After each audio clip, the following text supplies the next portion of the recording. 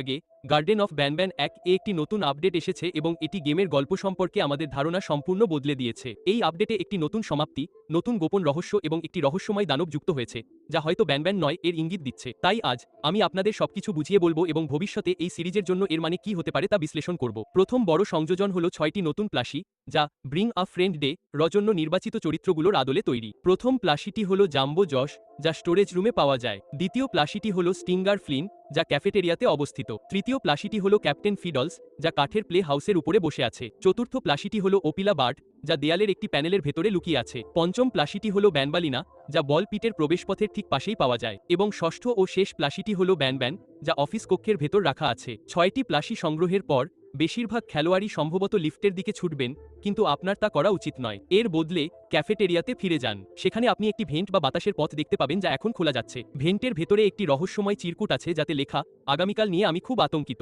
তুমি কি মনে করো আমাদের চলে যাওয়ার আগে ফ্যাসিলিটি কনসিলমেন্ট প্রোটোকল চালু করা উচিত? এভাবে আমরা আরও বেশি অদৃশ্য থাকতে পারবো। আমার মনে হয় এটি বিবেচনা করা দরকার। একটু ভেবে দেখো এবং আগামীকাল দেখা হলে আমাকে তোমার সিদ্ধান্তের কথা জানিও। এছাড়া ক্লাসরুমের প্যানেলটি পরীক্ষা করো, সেটাই হবে আমাদের সংকেত। শীঘ্রই কথা হবে। এই চিরকুটটি অত্যন্ত গুরুত্বপূর্ণ, কিন্তু আমরা বিষয়টি নিয়ে ভাবার আগেই একটি রহস্যময় সবুজ দানব হুট করে আমাদের পেছনে এসে ভয় দেখিয়ে দেয়। আশ্চর্যের বিষয় হলো, আমরা আসলে মারা যাই না, বরং পর্দাটি জমে যায়, ঠিক গার্ডেন অফ ব্যানব্যান ৬ এই ন্যানির জাম্প স্কেয়ারের মতো। এটি আসল মৃত্যুর চেয়ে বরং দুঃস্বপ্ন বা অদ্ভুত কোনো বিভ্রমের মতো মনে হয়। যখন আমরা জেগে উঠি, সবকিছু বদলে গেছে। পর্দায় একটি অদ্ভুত ভিজুয়াল ইফেক্ট দেখা যাচ্ছে। সমস্ত প্লাশি তাদের আগের জায়গা থেকে অদৃশ্য হয়ে গেছে। আমরা যখন লবির দরজা খুলি, তখন ওপিলা বার্ড সেখানে নেই। এর পরিবর্তে আমরা ন্যানিকে করিডোর দিয়ে হেঁটে যেতে দেখি। এই সিরিজে এটি তৃতীয়বারের মতো আমরা ন্যানিকে দেখলাম। প্রথমবার ব্যানব্যান ৬ এ, দ্বিতীয়বার ব্যানব্যান ৮ এর শেষে, আর এখন সে আবার ফিরে এসেছে। এজন্য আমার মনে হয় ন্যানিই হয়তো সেই টেপটি রেখেছিল যেখানে আমরা বলপিট ধসে পড়ার কথা শুনেছি।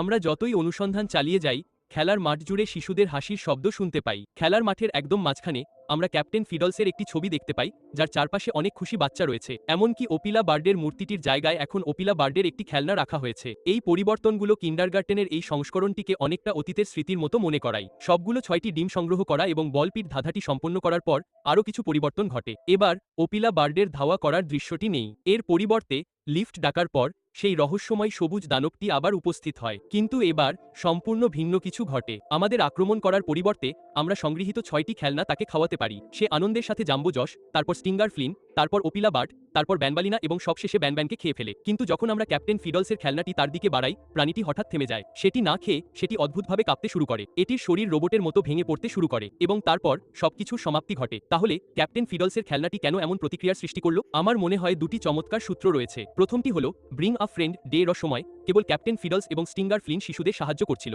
দ্বিতীয়টি হলো সেই ছবি, যাতে দেখা যায় ক্যাপ্টেন ফিডলস শিশুদের মাঝে আনন্দে রয়েছে। এই সূত্রগুলোর কারণে আমার ধারণা ডেভেলপাররা ইঙ্গিত দিচ্ছেন যে গার্ডেন অফ ব্যানব্যান ৯ এ ক্যাপ্টেন ফিডলসের ভূমিকা অনেক বড় হবে। এখন সেই সবুজ দানবটির কথা বলা যাক। এর মুখ, চোখ, এমনকি পুরো অবয়ব সবকিছুই অনেকটা ন্যানির মতো দেখতে। সেজন্য একটি সম্ভাবনা হলো এটি ন্যানিরই এক ভয়াবহ সংস্করণ হতে পারে। যাই হোক, আরেকটি সম্ভাবনাও আছে। ক্যাপ্টেন ফিডলসের খেলনাটি দেখার পর প্রাণীটি যে প্রতিক্রিয়া দেখায়, তাতে মনে হয় এটি অন্য কোনো চরিত্র হতে পারে, যে কিনা ন্যানির ছদ্মবেশে আছে বা যার নকশা অনেকটা ন্যানির মতো।